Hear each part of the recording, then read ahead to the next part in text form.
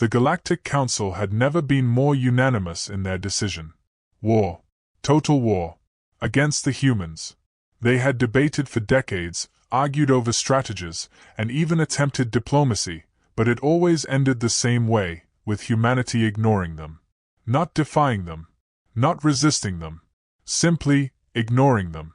The final straw came when the humans declined an official summons to answer for their crimes against galactic peace. It wasn't a rejection. There was no formal response at all. The Council's Supreme Chancellor, an 8-limbed reptilian named Exeth, had personally sent the notice. He expected groveling, excuses, perhaps even a weak attempt at bargaining. Instead, humanity's official reply was an automated message from an intern. Due to high email volume, your inquiry is important to us. Please allow 5 to 7 business days for a response. Thank you. That was 6 months ago. Exeth slammed his claws on the council podium. They mock us. They insult us. They flout our laws, spread their influence unchecked, and yet, when summoned, they act as if we are beneath their notice. His throat sacs puffed in fury. No more. We will make them see us. A chorus of alien leaders roared in agreement. The Galactic Union of 327 species voted unanimously for war. The fleets mobilized, weapons primed, planets fortified. There was no way humanity could stand against the combined might of the galactic superpowers. There was just one problem. Humanity didn't notice. When the official declaration of war reached Earth, it was routed through the Terran Central Bureau, where a mid-level administrator named Greg received the notification while drinking his morning coffee. He clicked on the message. Galactic Council declares war against humanity. He blinked. Took a sip of coffee. Scrolled down. Read it again. Then he sighed. Hey, Karen, he called to his coworker, who was busy scrolling on her phone. Did we already get one of these this quarter? Karen lazily swiveled in her chair. A declaration of war, Greg said, rubbing his temple. From, the Galactic Council. Karen frowned.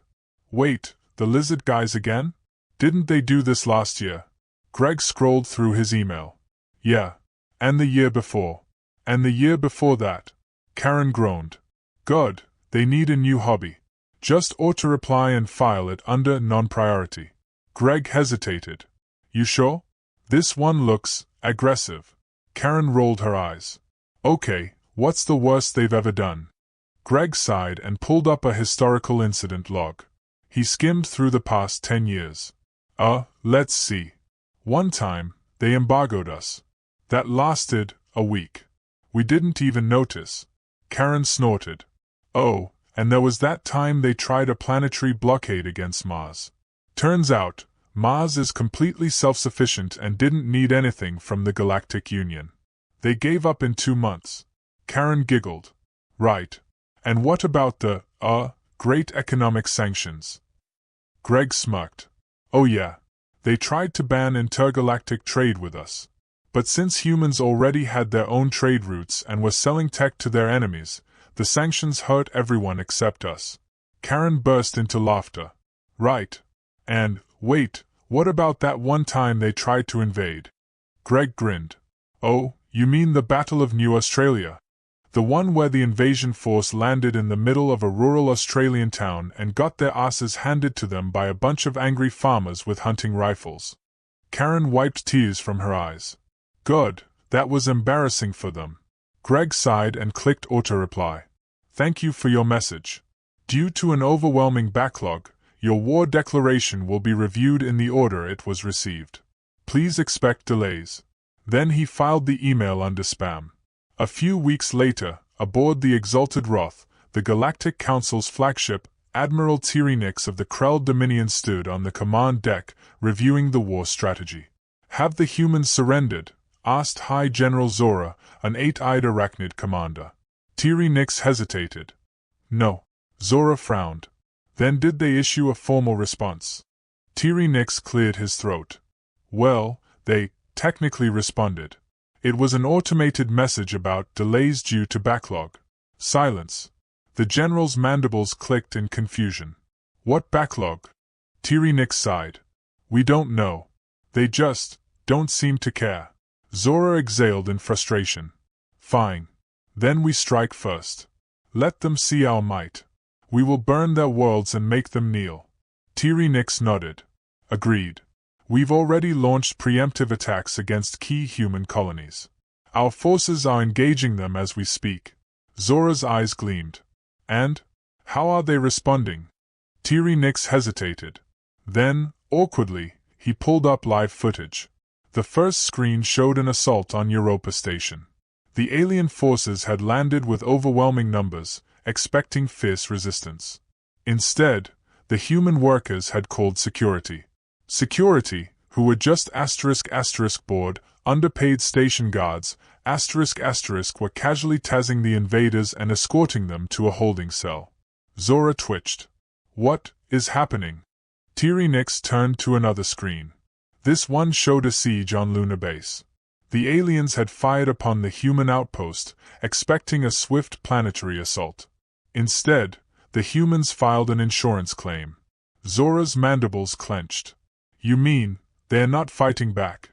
Nix shifted uncomfortably. They don't think we're serious. Zora's eyes twitched. Then make them take us seriously. Meanwhile, on Earth, the human government was barely paying attention. The president of Earth, an exhausted man in his 40s named Davis, was currently dealing with budget proposals, climate restoration policies, and a trade dispute with Venus. When an aide rushed into the room, gasping about an alien invasion, Davis barely looked up. Did they actually land? He asked, sipping his coffee. The aide hesitated. Well, no. But they declared war. Again. Davis sighed. All right. Just send them a strongly worded email. The aide nodded.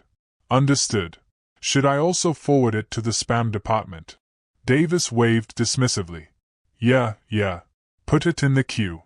With that, he returned to actual important matters. Aboard the Exalted Wrath, the Galactic Council was in full panic. Our attacks have failed. Nix shouted. They don't even realize they are at war. Exath pounded the table. Then we escalate. Hit their homeworld. Hit Earth. A tense silence followed. Zora shifted uncomfortably. Are we sure that's a good idea? Exath sneered. They are primitive apes. They have no idea what true war is. Nix gulped. Sir, with respect, the last time an invading force tried that, it didn't go well. Exath growled. Explain. Nix sighed, pulling up footage. A screen flickered to life, showing historical archives. First Contact War, the Drynax invasion, a hostile alien empire attempted to subjugate Earth. They lasted 3 days. The Cygnus incursion, a fleet attacked human colonies. They were driven back by orbital nukes and automated drones. The Arachnid Swarm Crisis, a full-scale biological war. The swarm was wiped out. Exath's throat sacs deflated. Zora whispered, horrified. Dear gods, are we at war with monsters? Nix sighed. No. We're at war with humans. And humanity? Hadn't even noticed yet. The Galactic Council's war efforts had stalled. No, not stalled, collapsed. For all their might, for all their ships, for all their blustering declarations, they were faced with an enemy that simply refused to acknowledge their existence. Humanity wasn't fighting back. They weren't surrendering. They weren't even noticing. And that was driving the Council insane. High General Zora paced furiously inside the Exalted Wrath's war chamber, mandibles clicking in frustration. This is unprecedented. Every other species we've conquered trembled at our feet. Why are the humans so indifferent? Admiral Nix supplied. Yes. That. Zora spun around. It's almost like they don't even. They don't. Nix sighed, rubbing his scaled forehead. They don't care. They are not afraid of us. They are not even inconvenienced. Supreme Chancellor Exath hissed. Unacceptable. We must strike directly at their homeworld. That will force them to react. A nervous silence settled over the chamber. Nix shifted uncomfortably. Sir, with respect, we have attempted planetary strikes on multiple human colonies. Each time, they have responded in unexpected ways. Zora crossed his arms. You mean they filed insurance claims? Tyranix sighed. Yes. And in one case, a lawsuit. Exeth snarled. Then we make them see us. We attack their heart. We bomb Earth. The attack was swift. Massive. Devastating. Or at least, that was the plan. 1,000 warships jumped into Earth's orbit, weapons primed. The Council forces had been preparing for weeks, rallying fleets, stockpiling munitions, bracing for the greatest war in galactic history. And then, nothing. No alarms. No planetary defense scramble. No panicked transmissions. Earth did not react. Tyranix sat aboard the command bridge, watching the planet below with growing concern. Why aren't they doing anything? Zora scowled. Are their sensors offline? No. Their orbital stations scanned us the moment we arrived. They know we're here. So where are their fleets? Their retaliation? Tyranix pulled up intercepted communications from the human network. Well, they're talking about us. Zora's mandibles clicked. Good. What are they saying? Tyranix hesitated. Then, reluctantly, he read aloud. Yo, anyone see those new ships over Sydney? Graphics are insane today, Elor. Brew, someone tell NASA to stop messing with the holograms. I got work in the morning. Guys, I just checked, there's no space battle scheduled today. WTF? Silence. Zora's eyes twitched. What does that mean? Tyranix sighed. They think we're a special effects stunt. Exeth slammed his clawed fist onto the table. Enough. If they will not take us seriously, we force them to. Agreed, Tyranix said grimly. Initiate orbital annihilation protocol. Fire upon the human capitals. Weapons locked. Cannons primed. The Galactic Council's finest warships unleashed a devastating bombardment upon Earth's greatest cities. Lasers streaked through the atmosphere. Plasma torpedoes screamed downward. Massive kinetic rods hurtled toward urban centers at hypersonic speeds. This was it. The real war had begun. Unfortunately, no one told Earth's automated defense grid. Because the defenses activated automatically. Without human oversight. Without anyone even noticing. Before the Council ships even finished firing, a network of orbital countermeasures kicked in. Autonomous kill drones locked onto incoming projectiles, vaporizing them in seconds. Hypershields flared to life, catching high-speed munitions like they were pebbles thrown at a tank. The entire bombardment was negated. Without a single human lifting a finger. Back on the exalted Roth, the bridge officers stared in horror as their entire war plan evaporated before their eyes. Zora's voice cracked. What just happened? Tyranix's jaw tightened. It appears their planetary defenses are automated. Exatha's throat sacs deflated. Zora whispered, barely audible. They weren't even watching. The Council fleet hung in orbit, helpless, as Earth continued on with its day. Back on the planet's surface, a civilian named Mike Henderson was scrolling through his phone while drinking his morning coffee. He glanced at a breaking news alert. Massive orbital attack neutralized. Government confirms no threat to civilians. Mike frowned. Guess that's why the sky looked weird this morning. He took another sip of coffee. Then he closed the news app and went back to watching cat videos. Up in orbit, panic spread among the Council's forces. Their bombardment had failed. Their warships were now sitting ducks. And then, the human counterattack began. Or at least, what the Council thought was a counterattack. Across the human network, an urgent announcement was broadcasted. A formal response at last. A message from the Terran Administrative Bureau. Every Council officer froze, bracing themselves for human retaliation. The message appeared on all their displays. Attention, unauthorized fleet detected in orbit. You are currently in violation of Earth's no-fly zone. Please submit landing clearance or depart immediately. Failure to comply will result in automated fines. Silence. Zora's mandibles dropped open. Tyranix's tail twitched violently.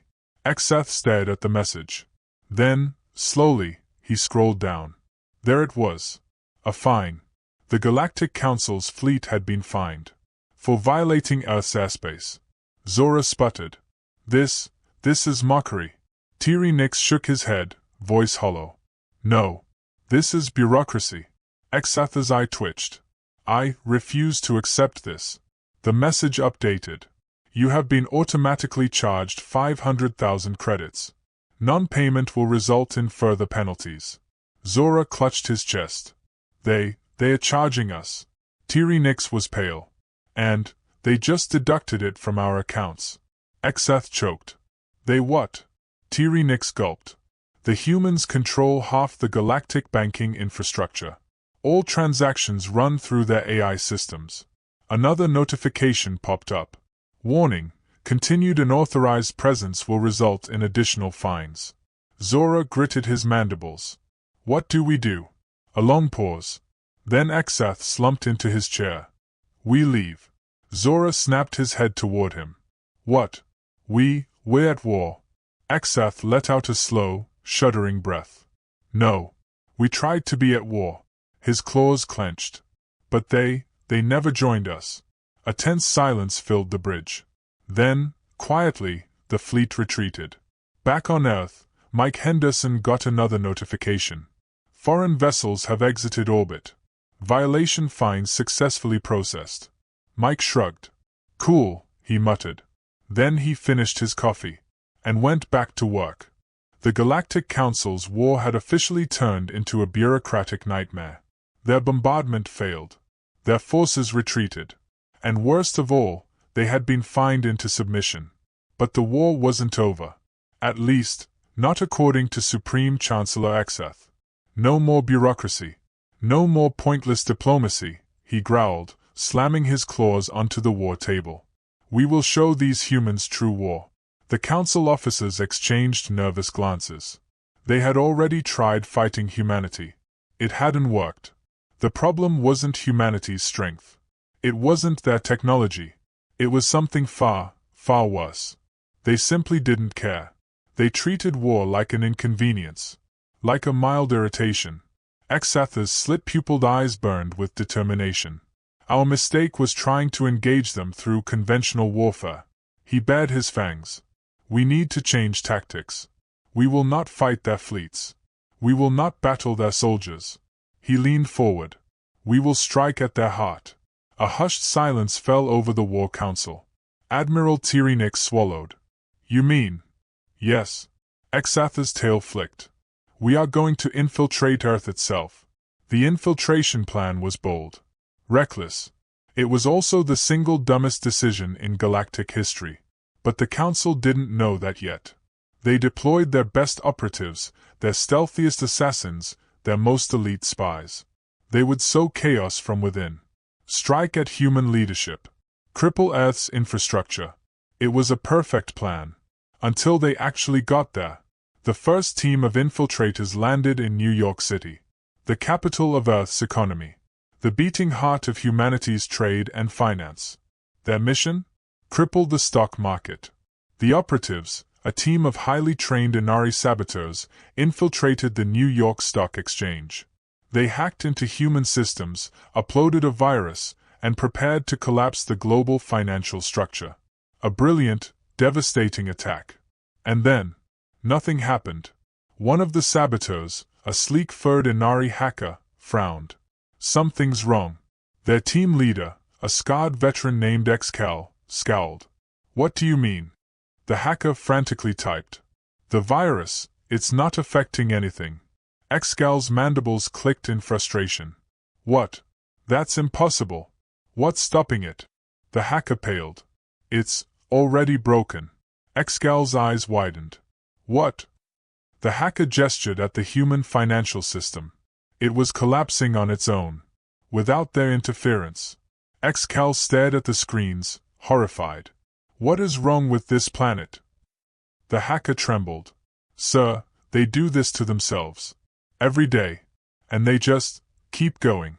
They slowly turned to each other, their alien minds unable to comprehend what they were seeing. Excal gulped. We have to leave. They fled. Meanwhile, another infiltration team had been deployed in Washington, D.C. Their mission? Assassinate humanity's leaders. They slithered through the shadows, creeping toward the White House. They prepared to strike. And then, a voice. "Yo, what's good?" The assassins froze. A human male was staring at them, casually sipping a beer. He wore flip-flops, gym shorts, and a hoodie. His expression was not one of fear, not one of shock, but one of mild curiosity. The team leader, a venomous Skarnai named Uthrek, hesitated. "You do not fear us." The human took another sip of beer. "Bro, it's 2 a.m. He gestured vaguely at the air. "I just got back from Taco Bell. You think I got energy for this?" Uthrek blinked. We are here to assassinate your leaders." The human shrugged. "Yeah, good luck with that. Congress has a 28% approval rating. You'd be doing us a favor." Silence. Another assassin whispered. What do we do?" Uthrek trembled. I don't know." The human scratched his head. "Hey, you guys want a beer or something?" Uthrek turned to his team. He saw the defeat in their eyes. He exhaled. "Yes. Across Earth, every infiltration mission failed. The hackers? Rendered obsolete by human incompetence. The assassins? Lost the will to kill after talking to drunk civilians. The saboteurs? Tried disrupting infrastructure but found that human governments were already doing that themselves. Nothing was working. Humanity wasn't just winning the war. They weren't even playing. The Galactic Council's forces were in chaos. Zora slammed his fists onto the war table. "This is impossible. No species should function like this." Tiri Nix rubbed his temples. "We have tried everything. We have invaded. We have sabotaged. We have attacked their economy." Exeth growled. "And?" Tiri Nix exhaled. "Sir, I need you to listen carefully." Exeth narrowed his eyes. Tiri Nix's voice dropped to a whisper. "They don't have an economy." Silence. Zora twitched. "What?" Tiri Nix shook his head. "Their financial system crashes every 4 years and they just keep going. Their corporations are somehow richer than their governments. And their economy runs on vibes." Zora clutched his chest. That's not how an economy works." Tiri Nix laughed hysterically. "Tell them that." Exeth sank into his chair. "This is a nightmare," he whispered. In the depths of space, the Galactic Council forces reeled from their greatest defeat. Not a single battle was won. Not a single human life was lost. And yet, their forces were shattered. Their morale? Destroyed. Their leadership? In shambles. Exeth stared blankly at the star map. We cannot win this war." Tiri Nix's voice was hollow. "Sir, it's worse than that." Exeth turned to him. "What do you mean?" Tiri Nix slowly inhaled. "They don't even know we're at war." Exeth froze. His claws twitched. His mind fractured. Then, finally, he broke. "We surrender." Meanwhile, back on Earth, humanity continued as usual. Mike Henderson got another notification. "Breaking news. Alien forces surrender to humanity." Mike frowned. Didn't even know we were fighting." He closed the app and went back to watching cat videos.